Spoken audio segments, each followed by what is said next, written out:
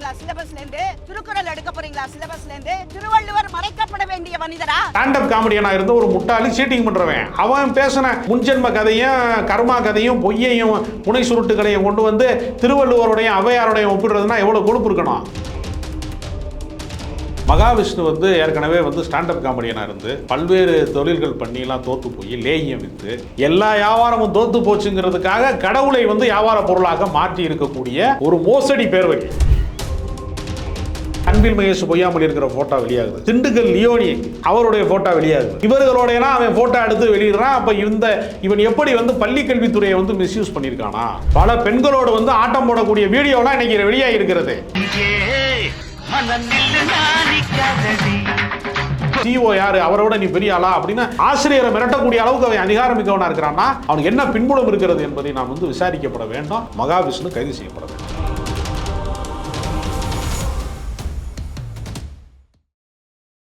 வாகை தமிழ் நேயர்களுக்கு வணக்கம். இன்று நம்ம நேர்காணலில் நம்மோடு இணைந்திருக்கிறார் அரசியல் விமர்சகர் திரு ராஜகம்பீரன் அவர்கள். வணக்கம் சார்.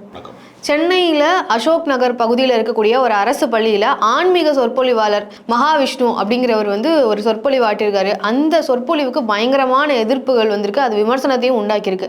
அப்படி அவர் என்ன பேசினார் சார்? தன்னம்பிக்கை உரை அப்படிங்கிறது வந்து மோட்டிவேஷனல் கிளாஸஸ் நடக்கிறது வந்து எல்லா இடத்துலையுமே இருக்குது. நானே பல்வேறு கல்லூரிகளுக்கு மோட்டிவேஷனல் சம்பந்தமான தன்னம்பிக்கை உரை ஆற்றுவதற்கு பலமுறை அழைக்கப்பட்டிருக்கேன்.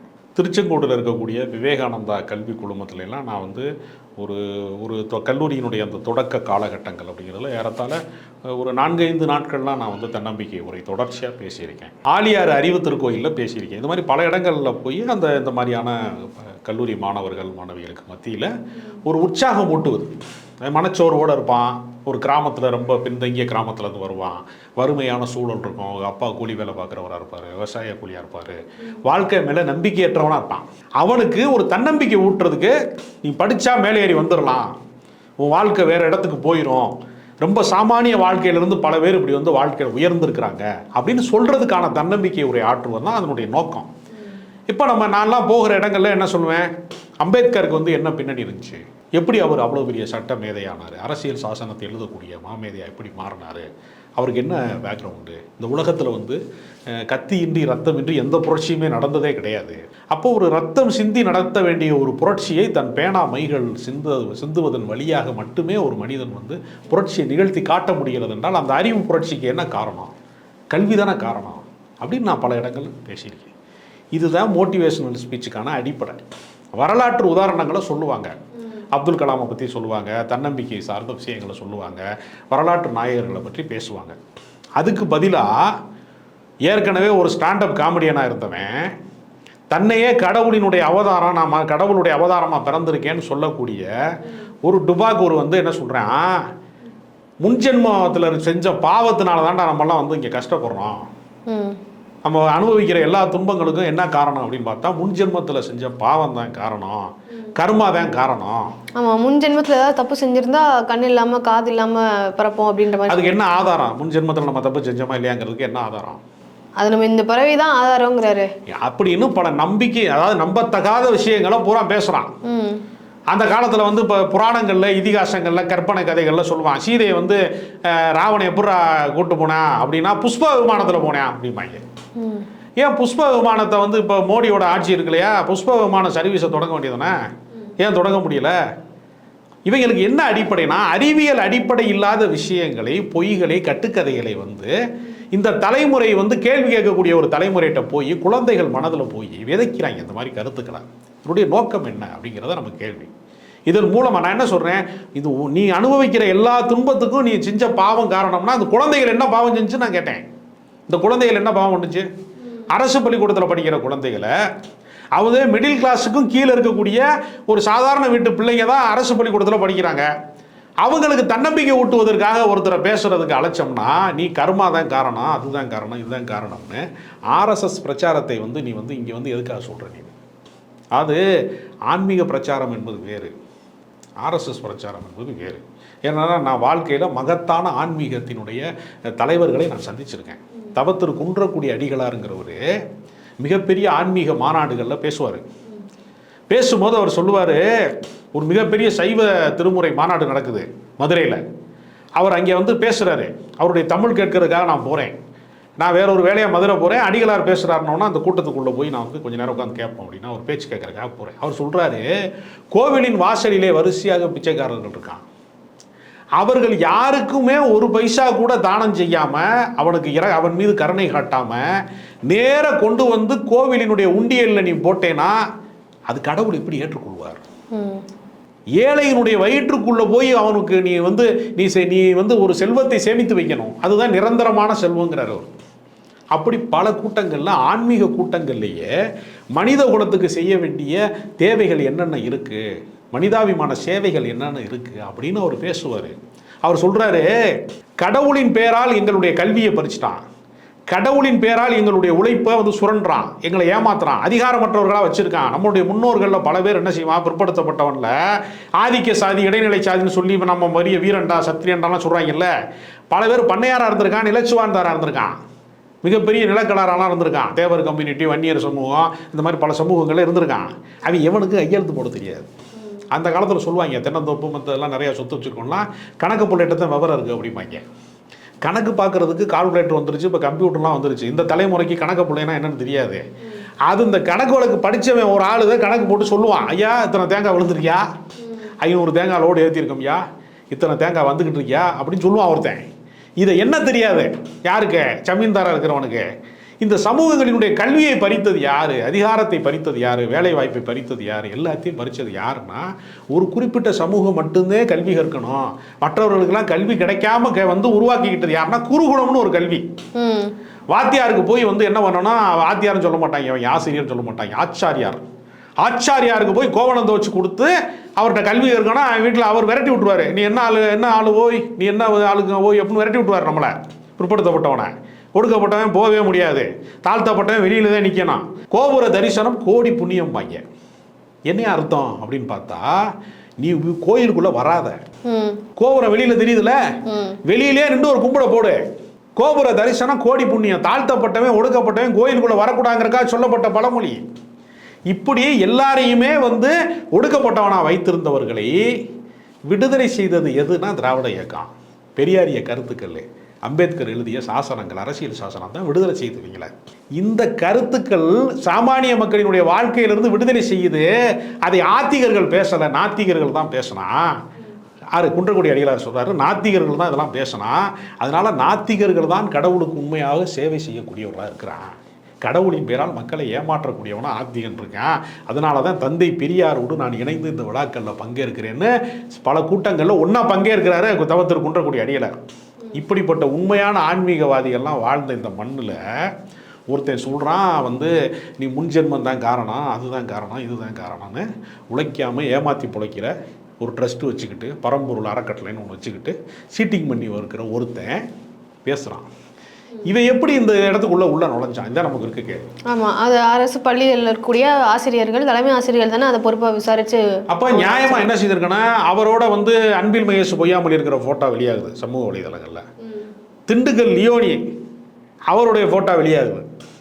இவர்களோடையெல்லாம் அவன் போட்டோ எடுத்து வெளியிடுறான். அப்போ இவன் எப்படி வந்து பள்ளி கல்வித்துறையை வந்து மிஸ்யூஸ் பண்ணியிருக்கானா, தவறாக பயன்படுத்தி கொண்டிருக்கிறானா அப்படிங்கிற கேள்வி நமக்கு வருது.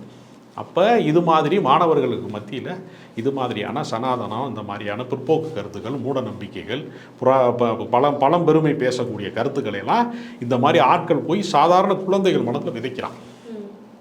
இது மாதிரி விதைச்சு தான் உத்தரப்பிரதேசத்துலையும் குஜராத்லையும் மத கலவரங்களும் வன்மங்களும் வன்முறைகளும் ஒருத்தன் அடிச்சுக்கிட்டு சாகுற வந்து மணிப்பூர் கலவரம் மாதிரி விஷயங்கள்லாம் எங்கேருந்து உருவாகுது? குழந்தைகள் மனதில் அப்படி ஒரு வெறுப்பை விதைக்கிறான்.